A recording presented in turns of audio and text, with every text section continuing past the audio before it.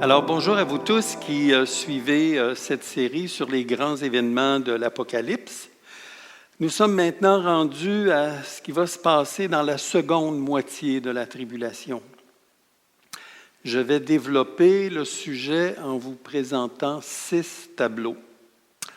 Je vous présente ça en forme de tableau parce que le livre de l'Apocalypse a ceci de spécial, c'est qu'il est construit sur la base de tableaux qui additionnent les informations ou qui apportent des précisions sur un point particulier qui a été traité antérieurement.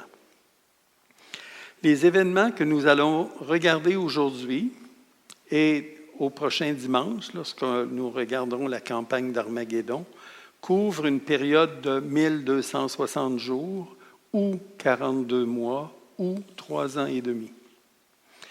Donc, après avoir vécu les jugements des 7 sceaux et des 7 trompettes de la première moitié de la tribulation, la terre sera dans un état tellement pitoyable et les hommes seront dans un état de détresse si grand qu'ils seront prêts à accepter n'importe quel mensonge pour trouver le soulagement à leur malheur et à leur tourment.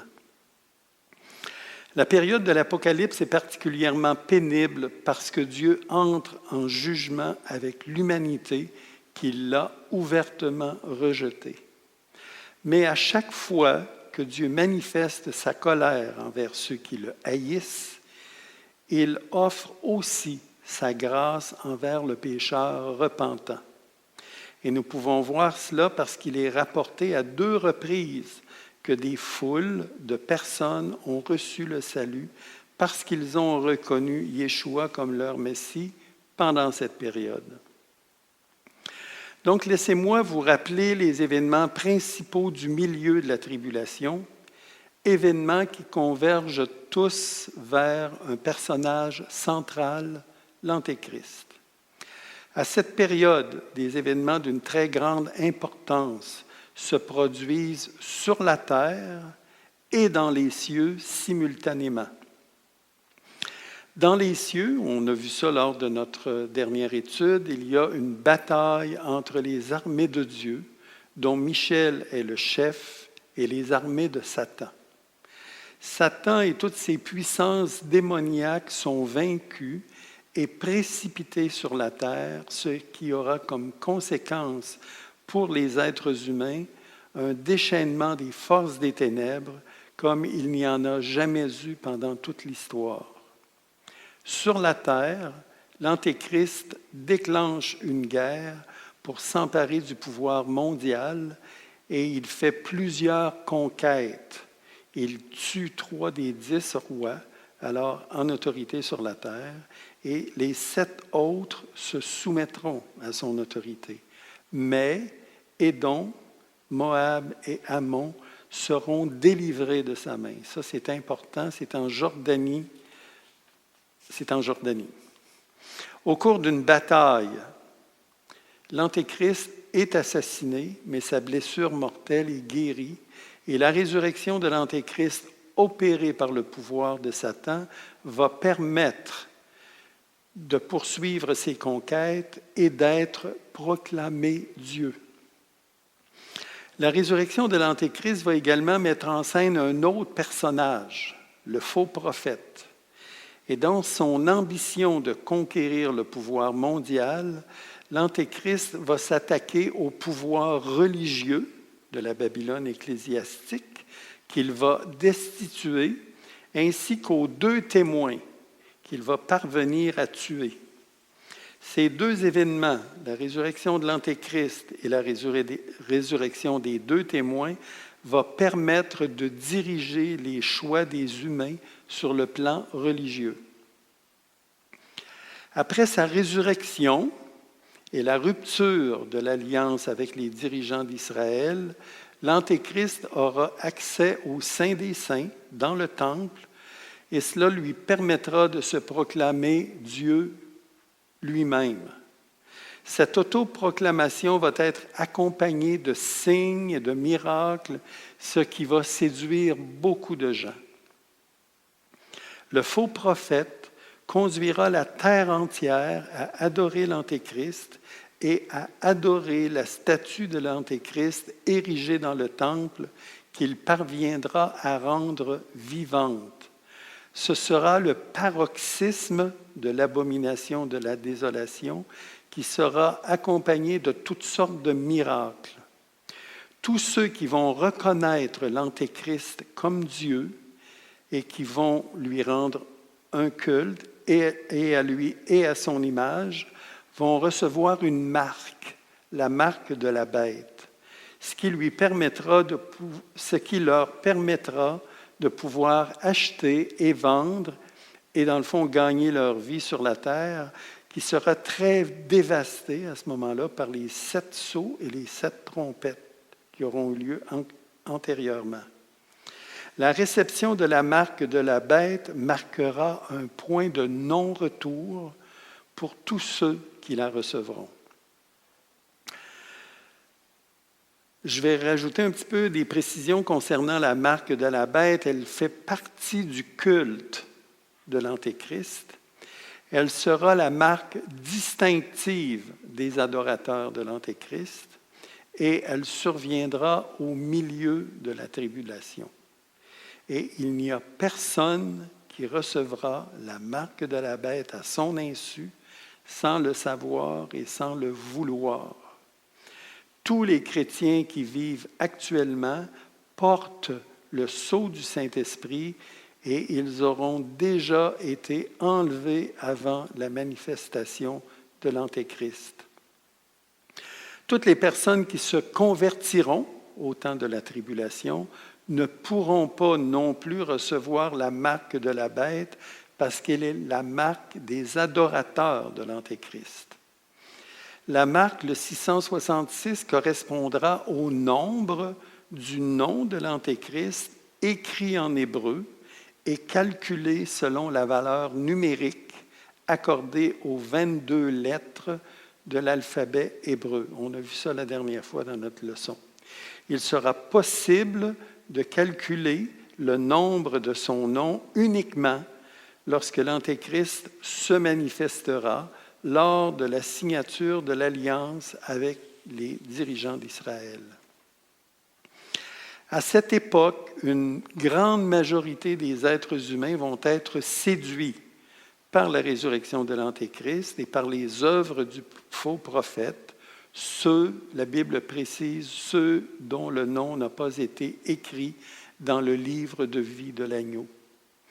À la suite de la résurrection et de l'ascension des 2 témoins, beaucoup de Juifs vont se convertir et beaucoup vont obéir au commandement de Jésus de fuir dans les montagnes au moment de l'abomination de la désolation.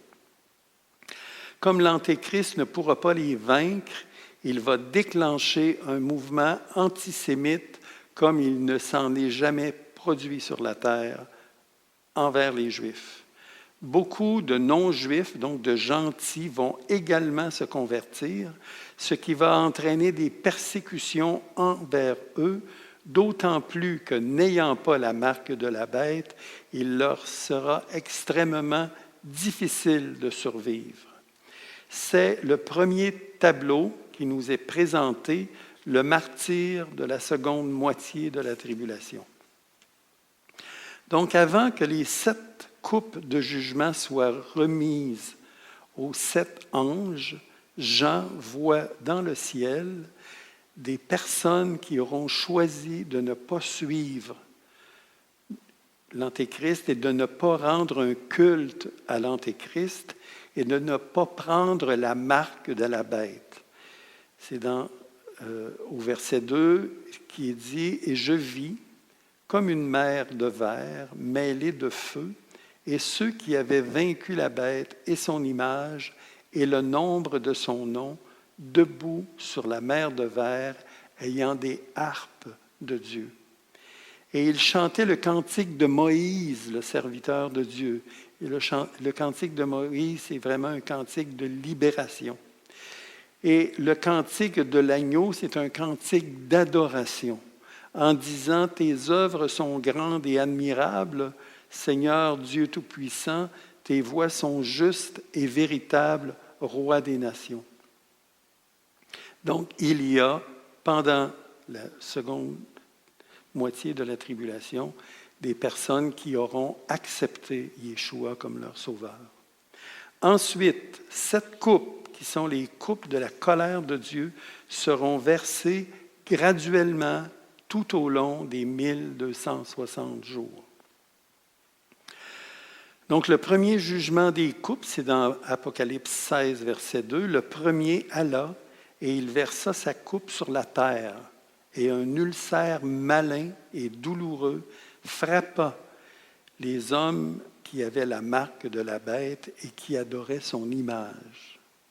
Donc, le premier jugement des coupes affecte seulement les personnes qui ont reçu la marque de la bête, un ulcère malin et douloureux sur leur peau. Le deuxième jugement, le second, versa sa coupe dans la mer et elle devint du sang, comme celui d'un mort. Et tout être vivant mourut, tout ce qui était dans la mer.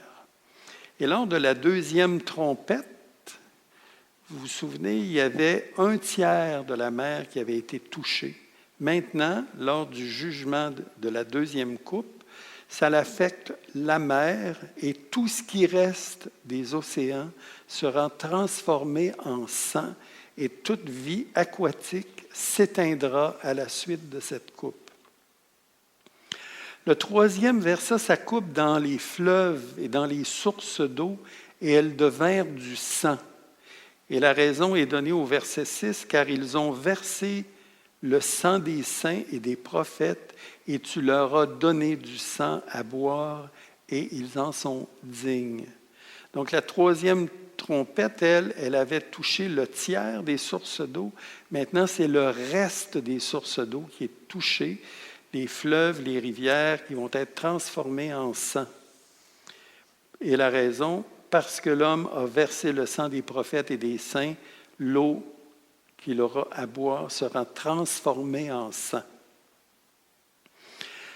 Le quatrième versa sa coupe sur le soleil, et il lui fut donné de brûler les hommes par le feu. Et les hommes furent brûlés par une grande chaleur, et ils blasphémèrent le nom de Dieu qui a l'autorité sur ces fléaux, et ils ne se repentirent pas pour lui donner gloire. La quatrième trompette avait, elle, provoqué l'obscurcissement des astres.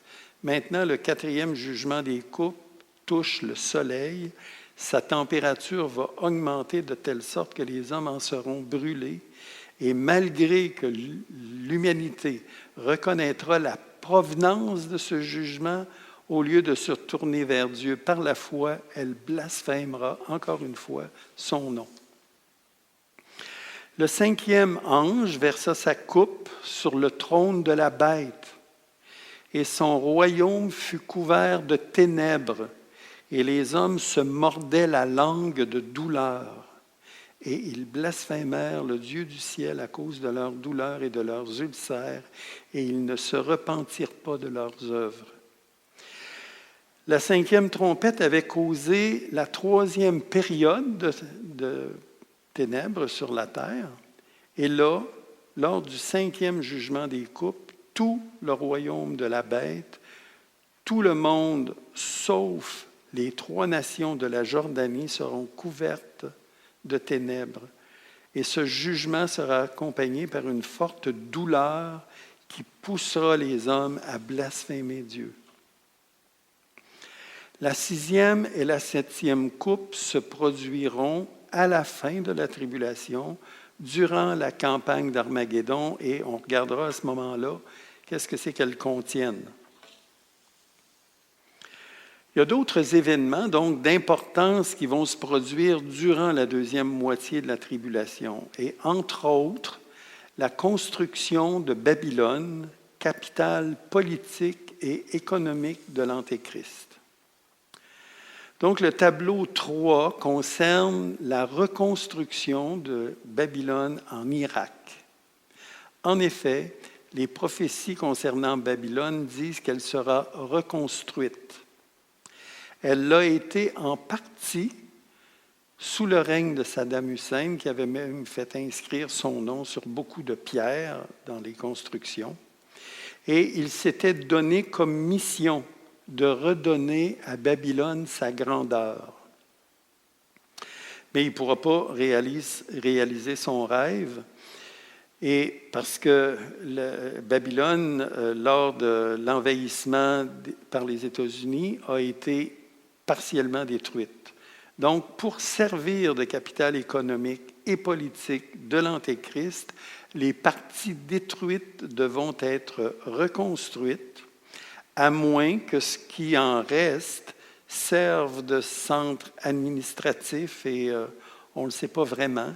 Mais ce qui est certain, par exemple, c'est qu'elle sera détruite à nouveau. C'est dans Ésaïe 14, 22 qui dit « Je me lèverai contre eux, dit l'Éternel des armées, j'anéantirai le nom et la trace de Babylone, ses descendants et sa postérité, dit l'Éternel. J'en ferai le gîte du hérisson et un marécage, et je la balayerai avec le balai de la destruction, dit l'Éternel des armées. » Nous sommes maintenant rendus au 4e tableau. Ça concerne l'antisémitisme qui se répandra à l'échelle mondiale. Matthieu 24, du verset 9 à 28, c'est le passage clé décrivant la grande tribulation comme une période d'antisémitisme à l'échelle mondiale. Tout ce qui est mentionné dans ce passage concerne uniquement le peuple juif. Le verset 9 dit « Alors on vous livrera au tourment, et l'on vous fera mourir, et vous serez haïs de toutes les nations à cause de mon nom. Alors aussi plusieurs succomberont, et ils se trahiront, se haïront les uns les autres. » Et au verset 21, « Car alors la détresse sera si grande qu'il n'y en a point eu de pareil depuis le commencement du monde jusqu'à présent et qu'il n'y en aura jamais. Et si ces jours n'étaient abrégés, personne ne serait sauvé. Personne ne serait sauvé de ce désastre. Mais à cause des élus, ces jours seront abrégés. » Donc l'antisémitisme sera si grand que Dieu dit que s'il ne mettait pas fin, tous les Juifs seraient tués. Nous avons aussi vu dans Apocalypse 12, du verset 1 à 17, lors du dernier enseignement, toute la haine que Satan a toujours eue envers le Messie et la nation qui devait donner naissance au Messie, c'est-à-dire Israël.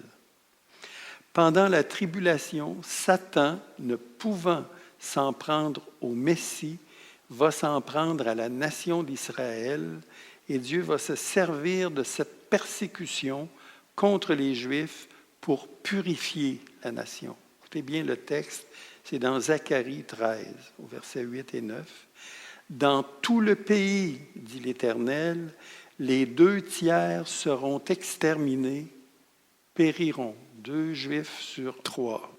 « Et l'autre tiers restera. Je mettrai ce tiers dans le feu et je le purifierai comme on purifie l'argent. Je l'éprouverai comme on éprouve l'or. Il invoquera mon nom et je l'exaucerai. Je dirai, c'est mon peuple, et il dira, l'Éternel est mon Dieu. » Donc Dieu promet que le tiers qui sera purifié, que Dieu va le protéger et que ce tiers reconnaîtra l'Éternel comme son Dieu. Tableau 5, Dieu fait la promesse de protéger le reste fidèle de la nation. Ce texte-là, il est dans Ésaïe 41, au verset 8 à 10. « Mais toi, Israël, mon serviteur, Jacob que j'ai choisi, race d'Abraham que j'ai aimé, toi que j'ai pris aux extrémités de la terre et que j'ai appelé d'une contrée lointaine, à qui j'ai dit, « Tu es mon serviteur, je te choisis et ne te rejette point. Ne crains point, car je suis avec toi. Ne promène pas des regards inquiets, car je suis ton Dieu.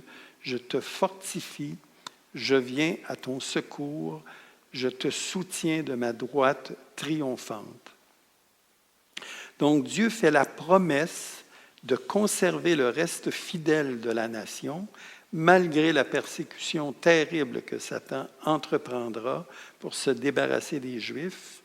Il la protégera dans un lieu qu'il lui a réservé. Maintenant, quels sont les indices pour localiser la ville de refuge où les Juifs du reste fidèle de la nation pourront se cacher? Parce que Dieu a promis qu'il les protégerait. Où est-ce qu'il va les protéger? Et le premier indice, il est donné par Jésus. Matthieu 24, 15 et 16 dit « Des montagnes serviront de refuge. » C'est pourquoi, lorsque vous verrez l'abomination de la désolation, c'est le verset 15, dont a parlé le prophète Daniel établi en lieu saint, que celui qui lit fasse attention, alors que ceux qui seront en Judée fuient dans les montagnes. Le deuxième indice, c'est dans Apocalypse 12 au verset 6. Et la femme, et on avait vu la semaine passée que la femme, c'est le symbole d'Israël, symbolise Israël. Et la femme s'enfuit dans le désert où elle avait un lieu préparé par Dieu afin qu'elle y fût nourrie pendant 1260 jours. Donc, à venir jusqu'à maintenant, les montagnes devront se situer dans un désert et cet endroit dans le désert est déjà préparé par Dieu. Ésaïe 33 apporte un troisième indice. 33, du verset 13 à 16, apporte un troisième indice concernant la ville de refuge.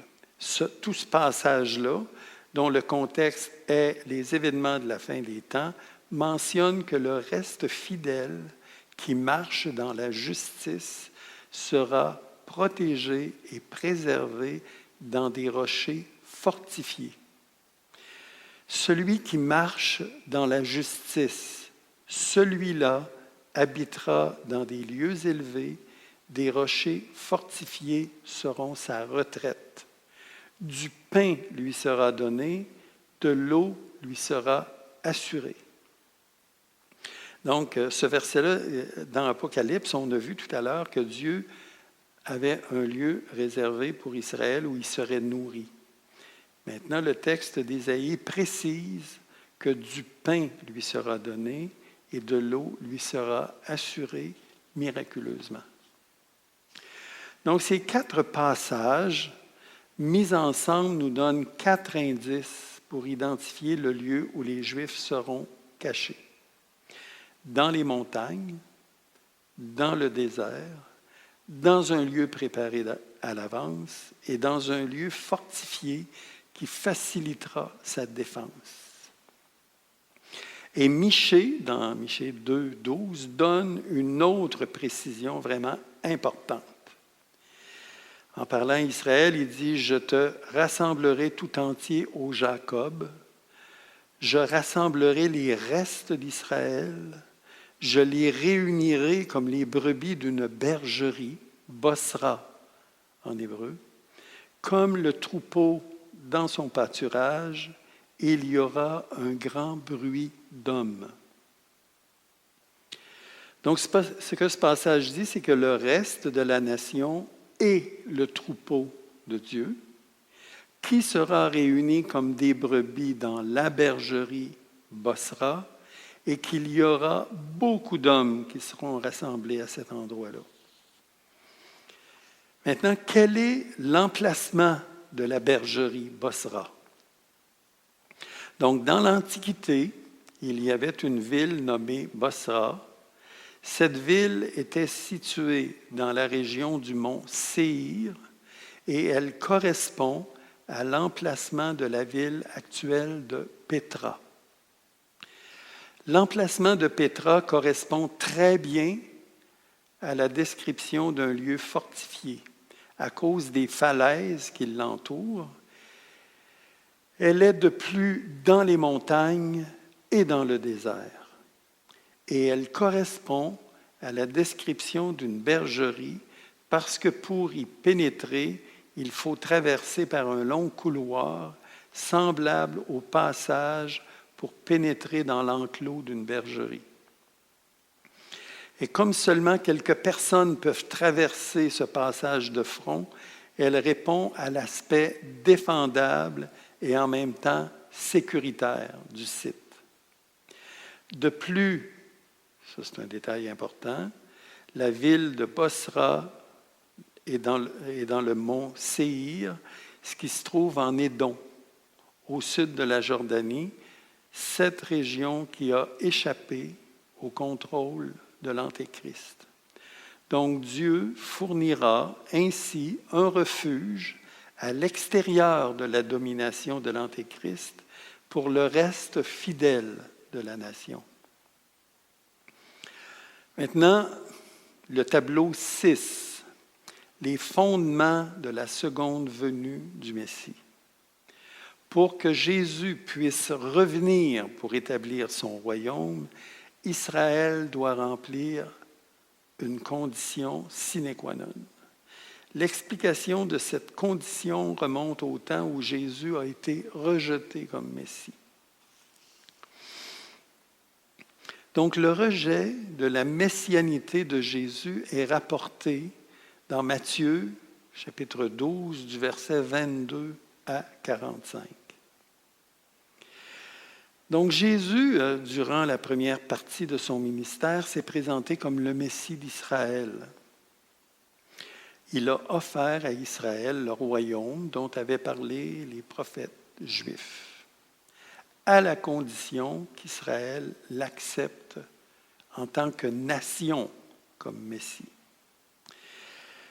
Les nombreux miracles que Jésus a faits avaient deux objectifs. L'identifier comme personne, donc le fait qu'il était le Messie, et authentifier son message, c'est-à-dire l'annonce du royaume messianique. Jésus avait fait de nombreux miracles, mais il avait fait surtout 2 miracles particulièrement significatifs pour les autorités religieuses, parce qu'eux-mêmes disaient que seul le Messie pourrait faire ces 2 miracles-là. Le premier, c'est la guérison du lépreux, qui est rapporté dans Luc, chapitre 5, versets 12 à 14. Et surtout, le fait de chasser un démon muet d'une personne, rapporté dans Matthieu 12 au verset 22. Mais malgré le fait que Jésus a accompli ces miracles, c'est précisément lorsque Jésus a fait ce miracle de chasser un démon d'une personne muette que les pharisiens ont rejeté Jésus comme Messie sur la base qu'il était possédé d'un démon et même le prince des démons. Donc le texte nous dit que c'est tellement vrai ce que je vous dis que c'était considéré comme un miracle messianique que toute la foule, quand ce miracle-là s'est produit, toute la foule étonnée disait « N'est-ce pas là le fils de David ?» Une expression qui voulait dire « N'est-ce pas là le Messie ?» Le fils de David, c'était le Messie annoncé. Donc les pharisiens, ayant entendu cela dire « Cet homme ne chasse pas les démons que par Béelzébul, prince des démons. » Cet homme ne chasse les démons que par Béelzébul, prince des démons. Donc le rejet de Jésus comme Messie par les autorités juives, sur la base qu'il était contrôlé par un démon, c'est le péché impardonnable. Et tous ceux qui ont accepté et cru cette explication donnée par les autorités juives ont commis le péché impardonnable. Donc ce péché a été commis par la génération d'Israël vivant au temps de Jésus et n'est pas transférable aux générations futures. Cependant, les générations futures ont subi les conséquences de ce péché. Et dès que Jésus a prononcé son verdict, que c'était un péché impardonnable, les pharisiens lui ont demandé de faire un miracle de plus. Et Jésus leur a dit qu'il ne leur serait donné d'autre miracle que le signe de Jonas. Il leur répondit, dans Matthieu 12 au verset 39, « Une génération méchante et adultère demande un miracle. Il ne lui sera donné d'autre miracle que celui de Jonas. » Et tous les Juifs savaient que le signe de Jonas était le signe de la résurrection. Donc, le signe de Jonas a été présenté à Israël à 3 reprises. À la résurrection de Lazare, à la résurrection de Yeshua le Messie et à la résurrection des 2 témoins pendant la tribulation. Et à toutes les fois, les personnes qui ont été ressuscitées l'ont été après 3 jours de décès pour certifier clairement qu'il ne pouvait pas y avoir d'autre explication qu'une explication divine. Lors des 3 circonstances, les autorités juives vont rejeter ce signe et continuer dans leur incrédulité. Sauf un petit nombre par rapport à la majorité, appelé le reste d'Israël, qui lui va se convertir. Et ça va être particulièrement vrai lors de la résurrection des 2 témoins. Donc, à la suite de son rejet, Jésus a condamné les autorités religieuses d'Israël en leur disant « Malheur à vous, scribes et pharisiens, hypocrites, parce que vous fermez aux hommes le royaume des cieux, vous n'y entrez pas vous-même et vous n'y laissez pas entrer ceux qui veulent entrer. » Donc, Jésus leur a certifié que le choix des Juifs de les suivre dans leur décision aurait de graves conséquences sur cette génération précise. Puis on peut se demander pourquoi la génération des Juifs vivant au temps de Jésus par sa présence en chair et en os a vu de ses yeux Jésus réaliser les signes qui authentifiaient son message et ils l'ont quand même rejeté.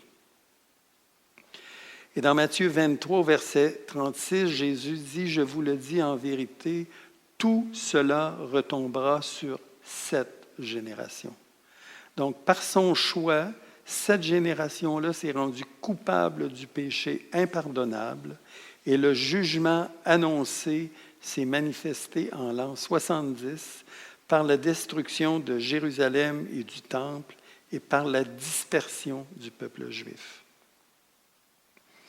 Donc, la génération du temps de Jésus a été punie sévèrement pour avoir rejeté le Messie, et les générations suivantes en ont subi les conséquences. Pour que Jésus revienne, Israël, en tant que nation, devra confesser le péché particulier qu'elle a commis en tant que nation et demander au Messie de revenir en pleurant amèrement sur lui. Et le passage dit aussi amèrement que l'on pleure sur un premier-né. Et dès l'époque du Lévitique, ça c'est 1500 ans avant Jésus-Christ, Moïse avait annoncé la dispersion des Juifs à travers le monde à cause de leur désobéissance à la volonté révélée de Dieu. Écoutez, c'est 1500 ans. Écoutez bien le texte. « Quant à vous, je vous disperserai parmi les nations païennes et je vous poursuivrai avec l'épée. Votre pays sera dévasté et vos villes deviendront des monceaux en ruines. » Et le passage continue en disant qu'Israël devra confesser une faute spécifique avant de jouir des privilèges du royaume messianique. Et il y a une précision importante ici à apporter par rapport à ce passage-là, c'est que la plupart des traducteurs mettent au pluriel, tantôt au singulier, iniquité, péché, transgression dans le passage que je vais vous lire tout à l'heure, mais en réalité, tout est au singulier, puisqu'il s'agit d'une faute spécifique, déterminée. Ça, c'est le docteur Footenbaum qui ajoute ça. C'est le Nouveau Testament et Jésus qui va identifier ce péché spécifique, et ce péché est le rejet de Jésus comme Messie sur la base qu'il était contrôlé par Béelzébul, le prince des démons. Donc, la dispersion des Juifs dans le monde entier, c'est ce qu'on a lu tout à l'heure là, dans Lévitique, est reliée à un péché spécifique. Et le royaume messianique ne pourra pas être établi avant que ce péché spécifique soit confessé. Alors, voici le texte. Ils confesseront leur iniquité, une iniquité spécifique, et l'iniquité de leur père, le choix qu'ils ont fait de rejeter le Messie, la transgression qu'ils ont commise envers moi et la résistance qu'ils m'ont opposée. Péché à cause duquel moi je leur résisterai et les mènerai dans le pays de leurs ennemis. Et alors leur cœur incirconcis s'humiliera et ils paieront la dette de leur iniquité. Je me souviendrai de mon alliance avec Jacob, je me souviendrai de mon alliance avec Isaac et de mon alliance avec Abraham, et je me souviendrai du pays. Et Osée, dans Osée 5,15, Dieu déclare qu'il ne reviendra sur terre que si la faute qui l'avait fait quitter est reconnue et confessée. Donc ça dit, je m'en irai et je reviendrai dans ma demeure, jusqu'à ce qu'il s'avoue coupable et cherche ma face. Quand ils seront dans la détresse, ils auront recours à moi. Maintenant, il y a un fait qui est très important que je veux souligner, c'est que ce n'est pas le fait d'avoir participé à la mort du Messie qui est la faute qui a été commise par la nation juive. Ce n'est pas ça. C'est car Jésus devait mourir pour devenir le sacrifice pour le péché. Donc, ce n'est pas ça qui est reproché à Israël. Ce n'est pas d'avoir participé à la mort du Messie. La faute que la nation d'Israël a commise a été de rejeter Jésus comme le Messie sur la base qu'il était contrôlé par un démon. Alors, avant qu'Israël ne soit purifié de son péché et avant le retour du Messie pour établir son royaume, la nation d'Israël doit tourner ses regards vers celui qu'elle a transpercé afin de réclamer son retour. Le verset dans Zacharie 12:10, « Alors je répandrai sur la maison de David et sur les habitants de Jérusalem un esprit de grâce et de supplication. Et ils tourneront les regards vers moi, celui qu'ils ont percé. Ils pleureront sur lui comme on pleure sur un fils unique. Ils pleureront amèrement sur lui comme on pleure sur un premier-né. » Et par rapport à son retour, Jésus déclare aux pharisiens qu'il ne reviendra pas avant que la nation l'accueille avec la salutation messianique « Béni soit celui qui vient au nom du Seigneur ». Et c'est dans Matthieu 23, au verset 38 et 39, que Jésus dit cela. « Voici, votre maison vous sera laissée déserte, car je vous le dis, vous ne me verrez plus désormais jusqu'à ce que vous disiez « Béni soit celui qui vient au nom du Seigneur ». Donc, puisque les autorités de la nation ont conduit la nation à rejeter Jésus, elles devront un jour amener la nation à confesser le péché d'avoir rejeté le Messie et à accepter Jésus comme leur Messie. Jésus donc ne reviendra sur terre que si les Juifs et leurs autorités lui demandent de revenir. Et c'est la fin de notre étude comme telle pour aujourd'hui.